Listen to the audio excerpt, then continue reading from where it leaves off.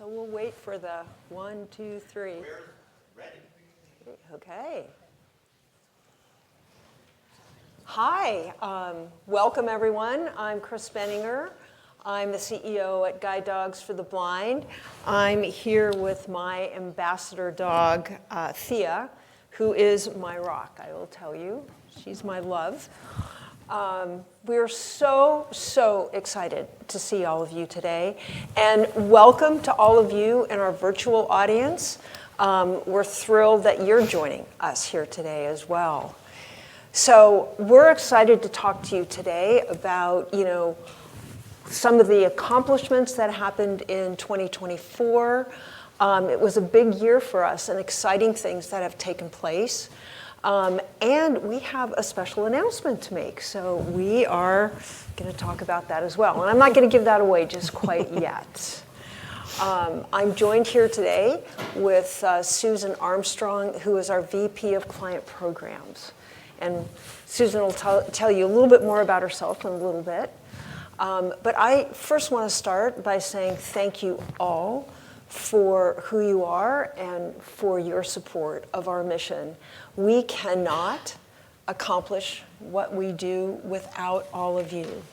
And we are incredibly grateful to all of you. So thank you so much, not only for being here today, but for believing in our mission and investing in it, whether that's as a volunteer, as a donor, as an ambassador, as a supporter.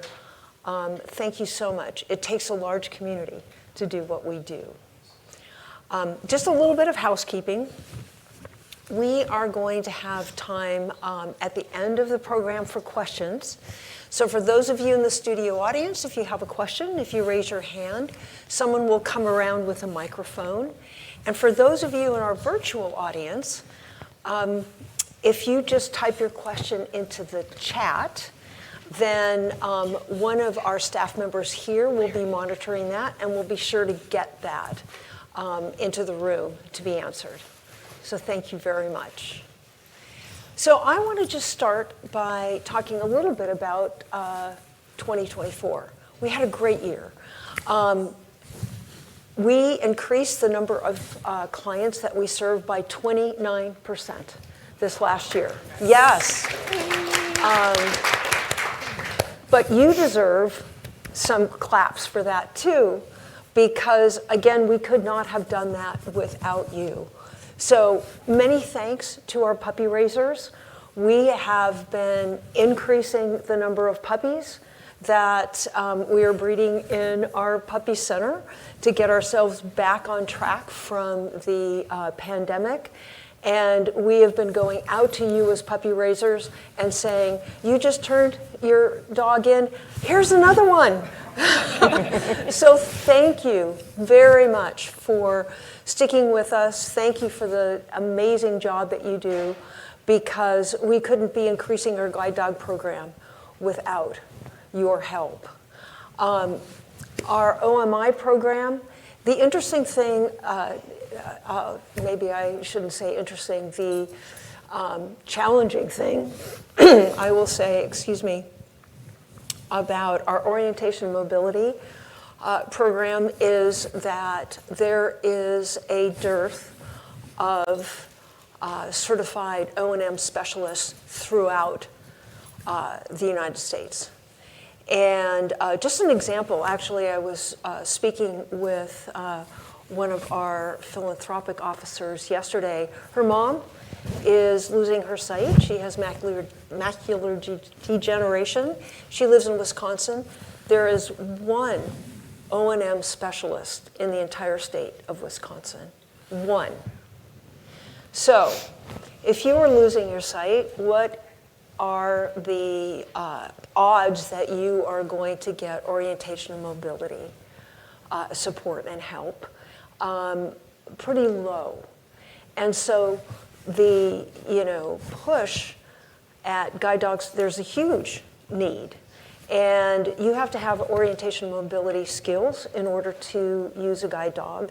So the need is huge. And with regards to Guide Dogs for the Blind, what we have been doing, because we can't hire certified O&M specialists from the outside. There just aren't enough of them.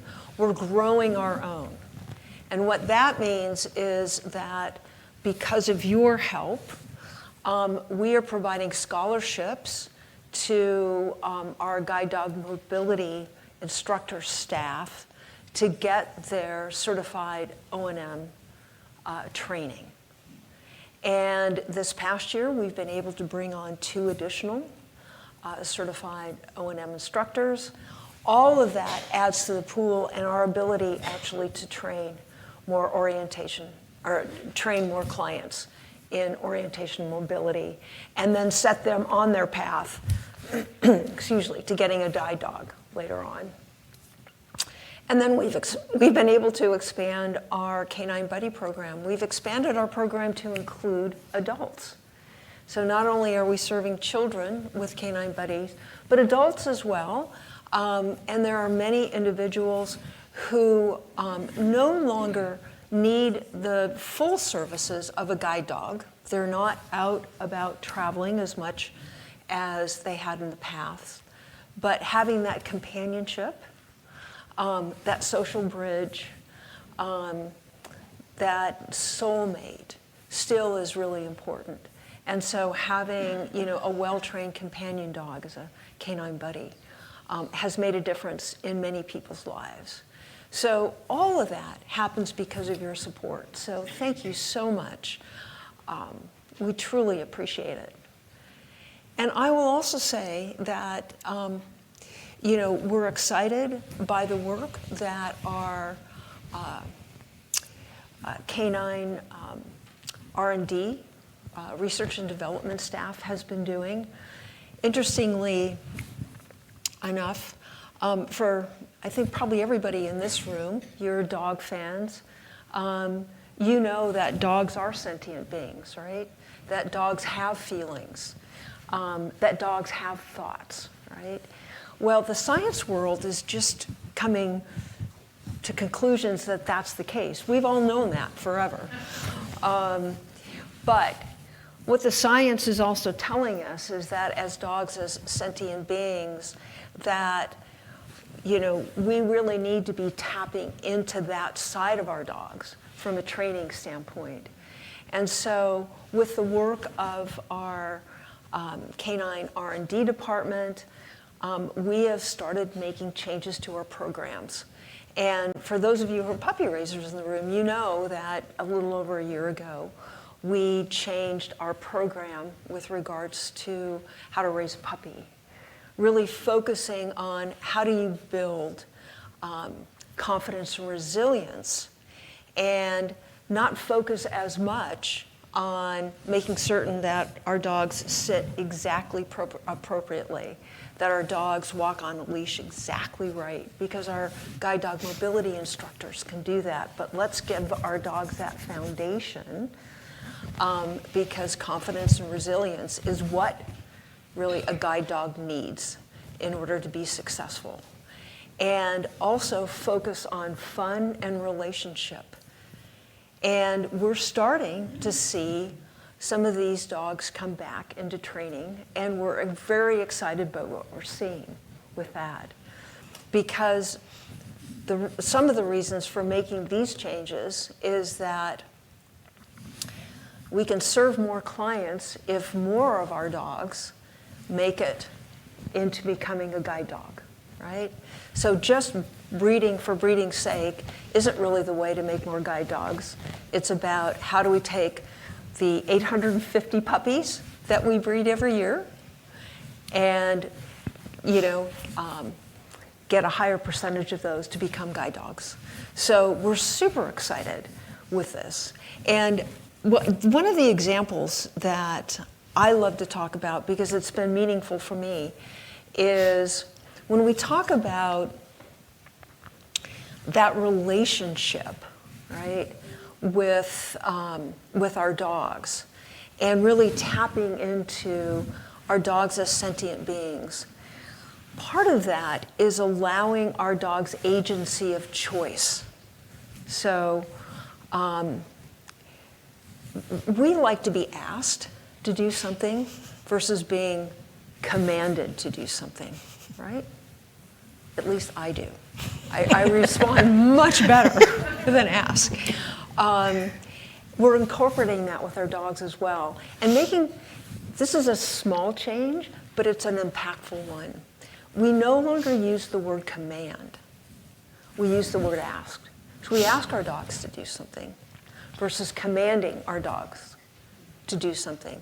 And what I think is impactful about that is think about how you feel when I just say those two words, right? Ask feels better than command, and it sets up a different relationship with our dogs. And the relationship is really what's important. So, small example, big impact, and exciting to see being brought into our training. And not last, but definitely not least, we're making inroads now also with our advocacy efforts. So we've been working hard in collaboration with other guide dog schools, other service dog schools, really trying to tackle the issue of access rights. Because one of the biggest barriers now to getting a guide dog is having essentially access where you're supposed to have access. Things like rideshare, going into a restaurant, getting onto an airplane. There's been more and more barriers that have been put up. So we've been working on trying to really work on some of those access barriers. We're starting to see some movement. We've got a long way to go, but rideshare has been one of the biggest barriers for our clients. Oftentimes, a client will call an Uber or a Lyft. By the time the car gets there, they see that someone has a guide dog, and they cancel the ride and just keep right on going. And it can sometimes take 3, 4, 5 tries before somebody actually gets a ride. And you can think about how not only frustrating that is, but if you have to get to the airport for a flight, if you have to get to work, if you have a doctor's appointment, you have no assurance that you can get there on time. So we've been trying to, again, work with our guide dog counterparts, work with the Department of Justice on this issue, work with Uber and Lyft, and we're starting to see some movement. Small. Uber just announced a new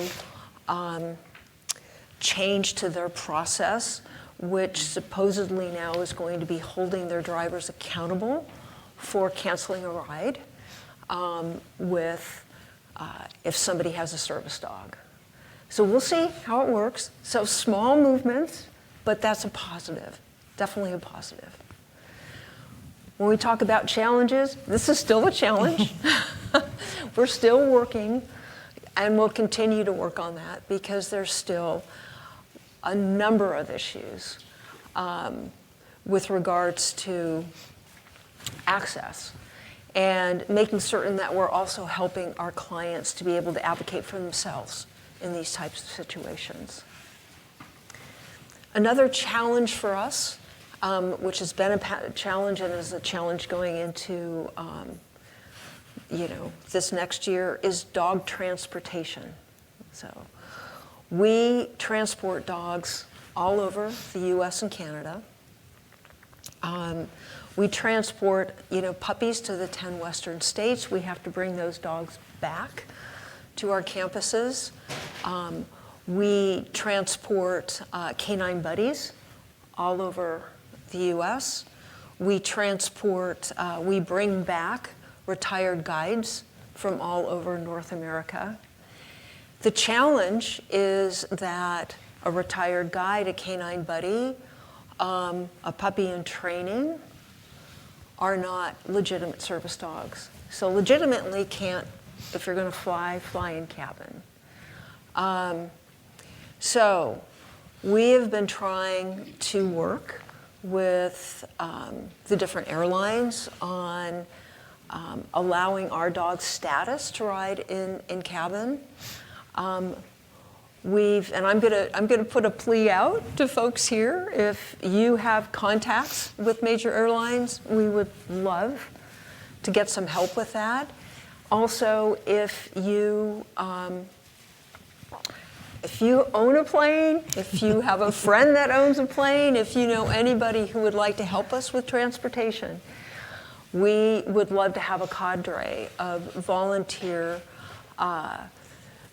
pilots who are willing to help transport our dogs to where they need to be.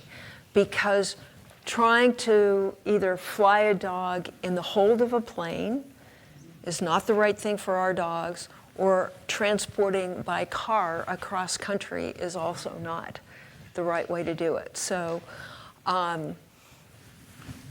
come see me afterwards, or you can always get hold of me. We're always interested in that. And then I'm just going to put out one other request, and that's we're also looking for more puppy raisers. So if people are interested, we'd love to have you join our puppy raising colleagues. We've made puppy raising fun. We've also created a number of different models, so to make it easier for people to raise a puppy. So we're looking for more puppy raisers. So a little bit about our successes and some of our challenges that we're still working with. But as I said, thank you so much for all you do, because you are a part of those successes. We could not do it without you. So I'm hoping you feel proud about the investments that you've made in this organization, because we truly appreciate you. So on that note, we're going to talk about what the big announcement is. Yeah. We are going to be building a brand new student residence and community hub up on our Oregon campus. And it's a very exciting project. It's the first of its kind anywhere in the country. It has sort of a unique, how do I want to say? We've completely involved our clients in the design of this facility, as well as other members of our community. And it will allow Guide Dogs for the Blind to significantly expand our services. And given the fact that we're seeing really a cutback in other areas of things going on in this country now, of services for the blind and the visually impaired, our services are going to be needed even more than we've seen in the past. So we're super excited about this project. And I'm joined here today with Susan Armstrong, who's our VP of Client Programs, who's been instrumental in the design of this new facility. So welcome, Susan. Thank you, Chris. It's great to have you here. Susan's been with us for over 30 years. 30 years, that's correct. Yes, and was one of the original employees on our Oregon campus. That's right. Yeah. I started when I was 10. So, yeah. I'm still young. Yes. Child prodigy. Yes, that's right. So Susan, a lot of people don't necessarily realize that we have two campuses, and many people don't understand why we even built a second campus. So since you were on the ground for all of that, can you tell us a little bit about why did Guide Dogs, build a second campus? Yeah, thanks, Chris. And again, thank you all for being here. And as Chris has said many times, we just couldn't do what we do without you. The Oregon campus was built in 1995 to serve more clients. So we had a campus here that served clients for many, many years, and the need was growing. And so we actually owned a small piece of property up in Oregon, and it was the perfect place to build the campus, which you'll see in a minute, in amongst the trees. And so that campus is a 14-acre campus, and we can serve 6 clients at a time there. So we serve about 120 120 to 150 clients per year. So it was built to serve more clients and provide more services. Yeah. So one of the things that we thought we would do, since I'll just ask in the studio audience, how many of you have actually been to Oregon campus? Ooh. 1, 2. Where is it? That's a good question. It's in Oregon. It's 25 miles southeast of Portland. So it's an easy jaunt from the Portland airport. It's a town called Boring, and so, right, the town itself is about 2,500 people, but it's, farming land, and so we joke about the name Boring, but we always try and say it's east of Portland, so people can kind of get an idea where it's located. So we thought we'd actually show you a video of the campus. You can see how beautiful it is. I mean, I will say that if you have not been, I would hope you would come.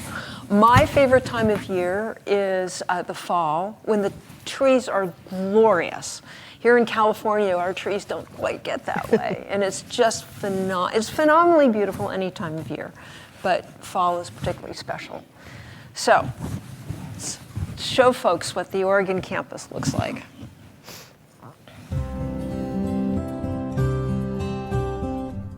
Surrounded by sprawling farms in a rural wooded setting, Guide Dogs for the Blind's Oregon campus is a tranquil 28-acre facility that opened in 1995. This aerial view of the property shows the campus during the height of autumn, when the trees are in their full, colorful splendor. True to its Pacific Northwest location, the campus is set amongst a lush pine forest, complete with a network of walking paths affectionately known as the Oregon Trail. In addition to an administration building, the campus includes a visitor center that houses an indoor auditorium and gift shop, and a residence that serves as our clients' home away from home during their training. The campus also features a vast kennel complex that incorporates a veterinary clinic, cover dog training areas, and play paddocks where our dogs enjoy ample opportunities to frolic and have fun with our professional staff and dedicated volunteers.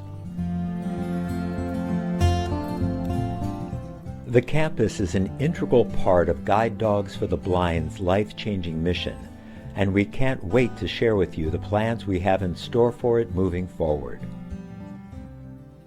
Together, let's build a brighter future.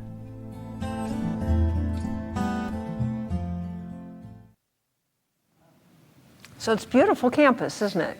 Yeah. Yes. So tell me about the project, Susan. So Okay. tell me why.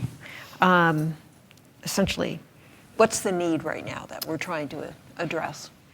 Yeah, so I think that you eloquently stated it as far as the need for services in this country. I think that our capacity to serve clients up in Oregon is limited by our physical structure. So we can only have 6 clients at a time. And we know in the last 5 to 10 years, we've built our OMI training program. And we know that need has grown and is going to keep growing. And so we want to have a space that we can train more OMI clients. We also want to train more guide dog clients if we have that need. So I think that is really one of the reasons that we're looking at now. And I will say, the campus was built 30 years ago, and so it's outdated in a lot of ways. And I think I was looking at some of the things that were happening 30 years ago, and one of the things that I realized is the Americans with Disabilities Act was signed 35 years ago. So 30 years ago was only 5 years into our understanding of accessibility and how to build design. And so that building probably didn't get the most state-of-the-art accessibility. And then, of course, technology has come a long way now, too. And so we really want to build a building that meets our needs now. Yeah. And why now? I mean, why is this project needed now? What's going on? I think the need for to serve more clients, and I think we have found that having clients that are going through our OMI program and guide dog clients meeting together. You know, Chris talked a lot about community, and I think that's one of the great things about this organization is building community. And I think when you're going through adjusting to blindness and using a mobility tool, having a bigger community is important. And so having the ability to have both teams in the same space is something that we're really looking at doing. And I think I'll just reemphasize again too is that we're seeing a greater need for the services that we provide, because it's getting harder and harder to get those services in one's own community. Yeah. So I think this is really building for the future. It is. As well. Yeah. Yeah, I think that, and Chris talked about Wisconsin, which I'm actually from Wisconsin, but we see, because both in Canada and here, as far as the access to services for people that lose their vision, and that's any age, whether you're young or you're getting older and you're just starting to lose your vision, you need a community and you need a place, because sometimes you don't know what to do. And so we really want to fill that need, and we know that's going to grow in this country. Absolutely. Yeah. So tell us about this new project. What makes it unique? What's going to be inside of it? How it was designed? Yeah. So one of the main things that we hope to kind of achieve with this project is bringing all of our communities together. And Chris said that this is a unique design and unique to guide dog schools, and it's really bringing our staff, our volunteers, our puppy raiser visitors, and our clients all together into one space. So it's a client residence and a community hub that are connected. And so that's our goal, is to bring more connection to all of those groups of people. And so the design and how we build it can either foster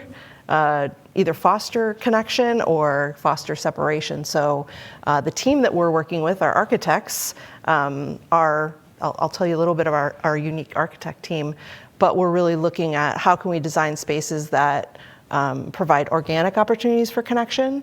And so we have some details on that as far as some of the spaces that we're building, and you'll see that in some of the videos. But one of the other things that we wanted to do with this project is make sure that it's informed by our community. And Chris talked about our clients. The amount of feedback that we've received and solicited for this project really is kind of unprecedented. And a lot of times when buildings are built, and the architects will tell you this too, that the people that use it are asked later after it's done. And, oh, how does that work? And they're not involved in the design process. And so you really don't get the feedback you need to inform the design. And so that was one of the other things that's really unique. We have an architect, his name is Chris Downey, and he is blind. And so he is one of 2 blind architects in the world. He's a really interesting guy. He's been on 60 Minutes, and he's really wonderful. And he's unique in that he spent his first 15 years as a sighted architect, and then the last 18 years as an architect with a vision loss. And so he brings a whole different lens to the project, and not only to our project, but the architects that he's working with, they take away, how to really design something that's inclusive. And he brings different things to the table as far as architects. What I've learned is a lot of architects design by visual beauty, if you will, aesthetics. And he really has taught us how to design something that if you don't have vision, how do you experience, and he calls it, how do you experience the joy of design if vision is not the only thing that you use to experience a space. And so I think he challenges traditional bias that exists within architects.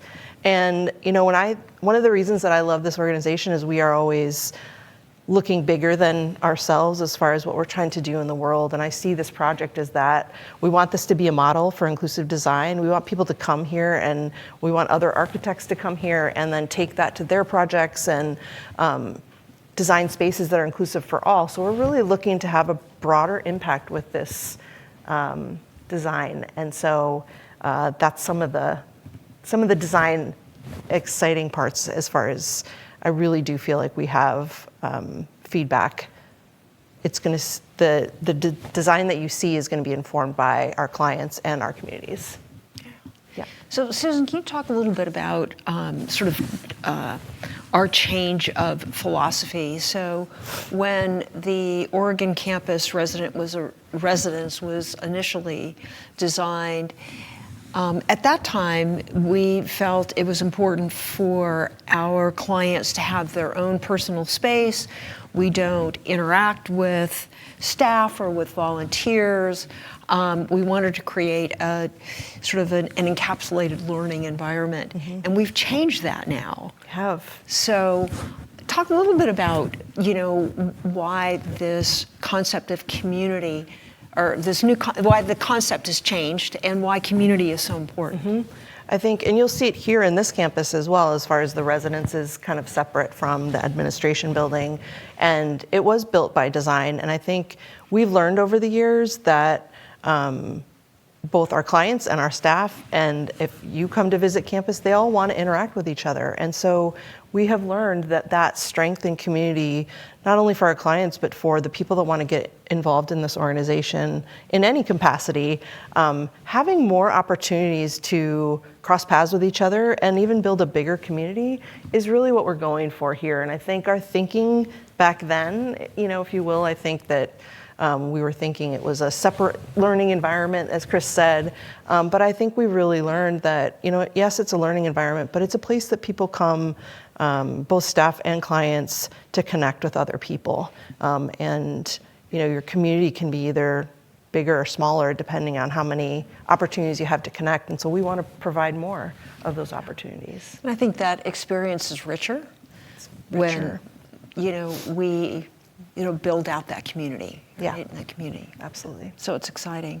Yeah. And that, the reason I'm emphasizing that is because that is a new concept. That doesn't exist in other guide dog schools. So this is going to be new to Guide Dogs for the Blind. And hopefully, as Susan is saying, will, essentially be a leader as we've been in the industry, and we'll change that philosophy across the industry, with other schools as well. So it's exciting. Yeah. And talk about the outside space. We've got about 20,000 square feet of curated outside space that, will complement this, new residence and community hub. So, talk a little bit about that. Yeah, I think that I was looking up the 20,000 square feet is sometimes hard to realize how much that is, but you can fit 4 tennis courts in 20,000 square feet, so it's going to be large. And again, it's going to be spaces that offer organic connection, so there'll be a place that we can hold events, of course, with a lawn. There'll be a training space where people can come out, and the training staff can come up and clients can come out and train their dogs. There'll be paths that go through all those with organic places to stop and gather. So it's training opportunities. There'll be a huge play yard for the dogs. We're going to have a sensory garden outside, and I think that that's also something that we really are looking at this project as far as how to create an experience for people that is not just visual. So how do you create some more sensory interaction with plants that smell a certain way, and that can also tell someone where they are. And I think if I go back to the inside too of the building, Chris, we're talking about making a building that inside acoustically is a nice experience. Chris Downey will talk about it as you don't want to create noise, but you want to create the presence of others. So sometimes if you design something that can be so quiet, it seems like you're kind of alone. So there's different things that Chris, talked to us about as far as acoustically speaking. Even inside the building, you can put a water feature somewhere that not only says there's something there, but it also gives someone an idea of where they are in space. So it's a natural wayfinding. I think the lighting too within the building is something that we want to be state of the art. I think especially for our clients, vision loss, most of our clients have some vision. And so the presence of light can be problematic sometimes, and glare. And so designing a space that has different lighting in the spaces, adjustable. I think you can use different colors of light if a lot of people have some vision, so that can denote where you are in space. In the client rooms, we're going to have fully adjustable lighting and temperature. We're going to have voice control in those rooms so that they can make their space as pleasant as possible for themselves. And so the outside will also connect, and we'll be looking for ways to provide acoustic experiences outside as well. So we're really excited, and that space pulls everything together. So the residence and hub and our visitor center, and you'll see in the video, but it's also another major thing that we're trying to accomplish is bringing everyone together, and that outside space is going to bring people together too. Yep, absolutely. Yeah. What about for puppy raisers? Puppy raisers. So the reason I'm very excited about, we're going to have a separate puppy raiser entrance for puppy raisers that are bringing their dogs back for recall. So I think that, in our building of our previous buildings, we could have done maybe a better job of building something specifically for puppy raisers that are bringing. Has anybody in the room actually returned a dog to Oregon? To the loading dock where there's a dumpster? Yes. I don't think we've thought that through back then. I don't think so either. So we're making a space that will be within the hub that is specifically for puppy raisers bringing back their dogs. It will be a space where that's an emotional event. It'll be something that welcomes them both aesthetically when they come, and a dedicated spot for them to come say goodbye to their dog, turn that dog in for recall. There's going to be an outside space that they can play with that dog one more time before they turn it into us. And so I think that that's been another big tenet for us, is building this for our puppy raisers and thinking about what they might need and want in a new space.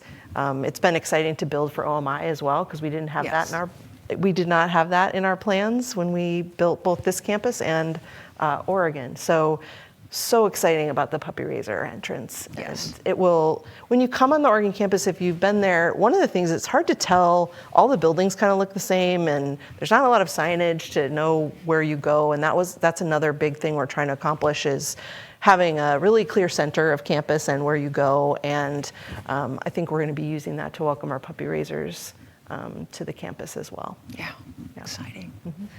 So we thought we'd play another video for you that has renderings of what this new residence and community hub is going to look like, to give you sort of a better idea of both the outdoor spaces and the indoor spaces. So why don't we go ahead and run that? Guide Dogs for the Blind is embarking upon a bold new chapter on our Oregon campus. We are building a world-class, state-of-the-art client residence and community hub complex that will revolutionize how we serve and support more people. As these architectural renderings show, it will be a vibrant, inclusive, and accessible indoor-outdoor space to foster connection within our community to our life-changing mission. The new two-story complex, at approximately 30,000 square feet, will include an additional 20,000 square feet of outdoor green space. The project consists of 3 integral components: a new client residence with private hotel-style suites, more than doubling our current capacity. Amenities include a multi-purpose dining room, semi-private courtyards with dog play areas, and more. A community hub designed to promote interaction among clients, staff, puppy raisers, and volunteers. The hub contains reception and interactive educational areas, and a cafe to serve as an informal gathering place. An expansive outdoor green space in the center of campus that includes sensory gardens, areas for dog training, and room for events. We invite you to play a pivotal role in bringing this groundbreaking project to life. Your generous support will help shape a brighter future for our clients, dogs, and the entire GDB community. Together, we can build a new era of service, connection, empowerment, and inclusion. Together, we are unstoppable. For more information and to support this important project, please visit guidedogs.com/Oregon-campaign. So I hope that gave you just a little bit of a flavor of what this is going to look like. I'm hoping you're as excited as we are, because the possibilities of what this new residence will bring are significant to Guide Dogs for the Blind and, to our communities. So we are officially launching our Building Brighter Futures campaign for this, new residence and community hub. It's going to be a $28 million campaign. We've raised $15 million to date. So I'm, hoping you're going to hear a lot more about this campaign as we move forward. Hopefully you've gotten a brochure in your bag with, it's literally hot off the presses. I think that came in like Wednesday, which describes, this new residence and campaign. If you're interested in learning more, you can visit our website at guidedogs.com/Oregon-campaign. So guidedogs.com/Oregon-campaign. It's going to be really exciting. And I'm just really hoping that each and every one of you is going to want to be a part of this project, because this is going to make a significant difference for our organization.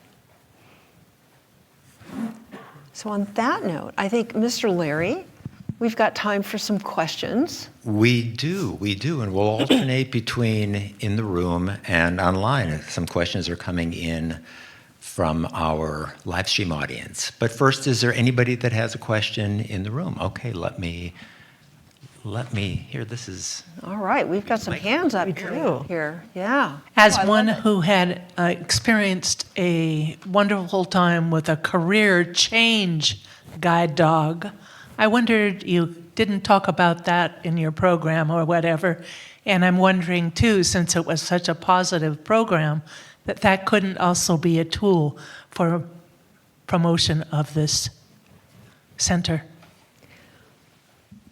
I have to apologize to you. I wasn't quite certain I understood the question. Career change dogs. So career change dogs, incorporating career change dogs into, I'm not sure where career change dogs are in your program. Ah. Quite a while since we had ours, and he passed away after 15 years. Oh, sweet child. That's Yeah. why I'm asking the question. Got it. Yes, actually, and thank you for bringing that up, because actually career change dogs will be incorporated into this new building. Mm-hmm. But let me just back up a step and talk a little bit about sort of what's happening with career change dogs. So general adoption of dogs is basically down here at Guide Dogs for the Blind. And it's for good reasons, is that many of our dogs are becoming canine buddies rather than personal pets. We also have a program where we donate our dogs to other service organizations to go on to illustrious careers as a PTSD dog, wheelchair assist, hearing dogs. Our dogs are bred for service. Not everyone wants the same job. So in general, the number of dogs that go out as sort of public pets has been reduced. But this new community hub will also be a place where, when we do have dogs that are going to be available for adoption, we can meet the potential adopter. The potential adopter can meet the dog in that community hub. And, there's a safe, welcoming, lovely space for those interactions to happen. So yes, that will be a part of that building. So thank you for that question. And I'll just add, the puppy raiser entrance, and Chris was talking about it's going to be in the community hub, but that space where we envision puppy raisers coming for recall, and the outdoor space is also a place where someone can meet their career change dog or their canine buddy if they're coming to campus to meet their canine buddy. So I'm glad you asked it too, because it's definitely in the plan. Thank you. An online question first, and I'll get to more in the room. Chris and Susan, this is about logistics of the project, timing. Some people are asking, when will construction start? When do we break ground? Will it interrupt our current client services? What are we going to do with those who are on campus during this project? Can you talk a little bit about the timing of things? So I'll say that we're looking to break ground sometime this summer. So we're just in the process right now of selecting a general contractor. So hopefully sometime within the next 2 to 3 weeks, we will have identified a general contractor and hoping to break ground sometime this summer. And I'll let Susan talk about what does that mean for operations. Yes. Yeah. So as a side note, I came down here to be the director of training in 2011, and that was the time where we moved out of the old residence and then went and operated in a hotel for a year and a half, and then moved back in, and we wanted to avoid that with this project.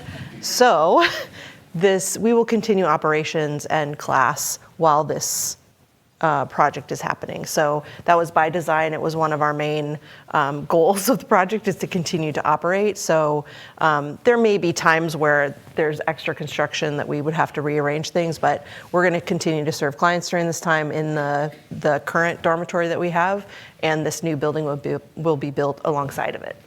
Right. Yeah. And then eventually the old dormitory will be taken down Yeah. once we've transferred into the new residence. Yeah. Great, thank you. We have... That answered much of my question. What is the extension of period of time for the actual construction do you anticipate? 2028, 2027, Yeah. whatever? We anticipate, if all goes well, and the reason I say that, because weather could be, an issue, about 18 months. Yeah. So. We have, before I come up, we have a question from the online audience. Did we consider remodeling the current building? Seems like that could have been an option. That's a great question, and we did consider remodeling. 2 concerns with that is that we would have to stop training on the Oregon campus or we'd have to train somewhere else, which is a logistical nightmare to have to be able to do. Secondly, given the age of that building and everything that would have had to have been done, it's actually cheaper tearing it down and building new than trying to retrofit something that really doesn't serve the vision that we have for this new facility. Great, thank you. Here's another question. I've got a question. Okay. I've got 2 questions. Number one is, are you considering the building materials that are fire averse? I mean, you can hold, a fire next to them and they don't burn because it's all those trees. And the other part is part of the campaign what used to be called endowment, but reserve funds for the increased operating expenses? They're different questions. Yes. So with regards to the materials, yes, we are. We're looking to utilize materials that not only are fire retardant, for lack of a better term, but also energy efficient. Making certain that the building is built with green practices as much as we can. So making it a green building is important. And the campaign itself at this point is strictly for the construction of the building, right? Yeah.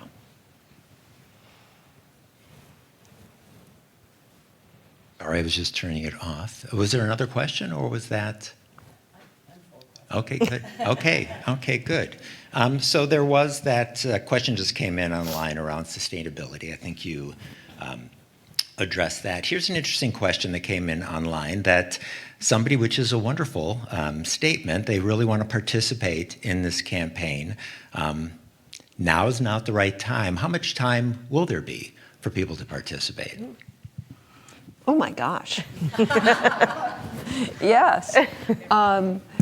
You've got 18 months, probably about 2 years actually, given when we're going to break ground. But I hope you do participate in the campaign. We would very much appreciate it. But yes, 2 years. It's great. And then here's another question about somebody who is doing some math online and stated that based upon what they're hearing, cost is about $700 per square foot. How is this compared to other projects of this nature? Well, first of all, congratulations on your math. Wow, that's good. Actually, and you're right on, actually, with what the cost per square foot is. So we've also been working with our construction manager to not only do some preliminary pricing of what the building is going to cost us, but also do comparative pricing within our local area. And $700 a square foot is comparable to what it costs to build in, the Portland area. So it's expensive. Yeah, it's expensive. And another question that came in actually about something that you spoke about earlier in access rights. What can somebody do from home to help? Is there anything? Oh, I really appreciate that. Yeah, there is a lot. I think, first is helping to make people aware that this is an issue. When I talk about this, most people are completely unaware that access is an issue for people utilizing a guide dog. I mean, we've got a guide dog user in the room who's one of our board members, actually, who can probably speak to this. But, to be questioned when you go into a restaurant about, I'm sorry, you can't bring your dog in here, or you're going to have to sit outside and it's wintertime and it's cold and you don't want to sit outside, or you can't get on a plane. I think it's important that, one, we're all aware that this is an issue and that we tell others that it's an issue and that we are advocates for our colleagues who are utilizing guide dogs. If you witness something like this, say something. Absolutely say something. Be an advocate or an ally for an individual who's experiencing some sort of discrimination with regards to access. I think you can certainly write your congressman. You can,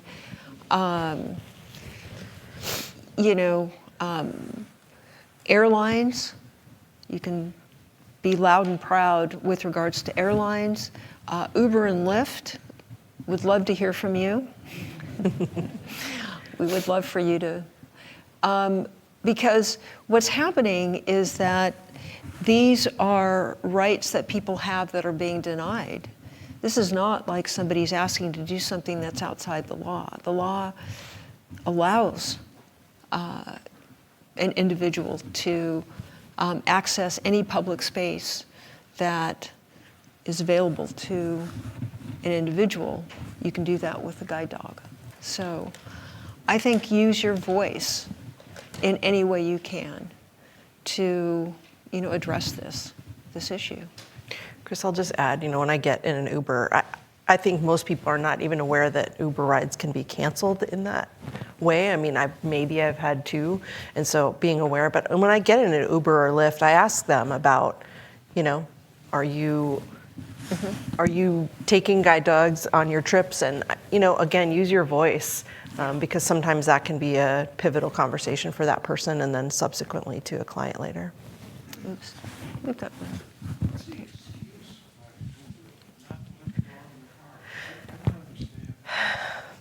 Yeah, I mean, a gentleman in the audience said, I don't understand why. Yes, sometimes. People don't want dogs in their personal cars, and but there's no legitimate excuse. Let me just put it that way. There's no legitimate excuse, right? Well, and I think they have millions of drivers, and so enforcement becomes something that they say is hard for them. And so, but again, it's all kind of an excuse. But yes, there's all kinds of reasons that people say they won't take the dog. But this is more a comment, but also I have to admit I live in Oregon and I thought boring was a desert. So it's very exciting to see, so I have to go. But one of the things, Susan, you mentioned that I thought is very important, and I never thought about this, is having a place where these puppy raisers can formally say goodbye. Mm-hmm. It's like having ritual in our society. These are real relationships that are beginning, ending, and having a place to hold a space to honor that is something I never thought about, but how incredibly special that is to provide that. And it's a really, and I love the idea of the architect that, I forgot his name, but you think about just like those spaces, what they can create. And I just think it's a beautiful opportunity to just, it ripples out. Yeah, so I just love the project idea. So that was my comment. Yeah, thank you so much. Yeah. I think that we've learned over the years how sacred that ritual is, and building a space to honor that is important to us. So yeah, thanks you for saying that. Thanks, everybody. Chris, Susan, I'm going to turn it back to you. Great. Well, thank you all. Great questions. And I think we could be here another hour, actually. Really great questions, and I love hearing all of that. But again, I just want to say thank you all very much for your support of our mission, for your belief in our mission and your support of our mission. For people who do want to get involved, again, there's ways that you can support our mission by becoming a puppy raiser. We always need more puppy raisers. Supporting our mission with a financial donation, thank you if you're willing to do that. Reposting our social media posts. That's another way of being loud and proud about being a supporter of Guide Dogs for the Blind. We're on Facebook, we're on LinkedIn. If you see those posts, repost them to your network. That raises visibility for us. And also, we also have a way that if you're interested in doing a fundraiser for Guide Dogs for the Blind, we have a new way that you can do that with a personal fundraiser. It's called, let me make certain I get this name right, Larry. It's called a Positive, P-A-W-S, Positive Impact Fundraiser. And you can learn more about that actually on our website at fundraise.guidedogs.com. So fundraise.guidedogs.com. Goodness, fun ways to fundraise. Thank you. All right, I think we're just about out of time, but I want to say thank you very much to those of you in our studio audience today. Thank you for coming. Many thanks to you in our virtual audience as well. We really appreciate you tuning in. And take good care, and thanks for your support. You make a huge difference here. Thank you.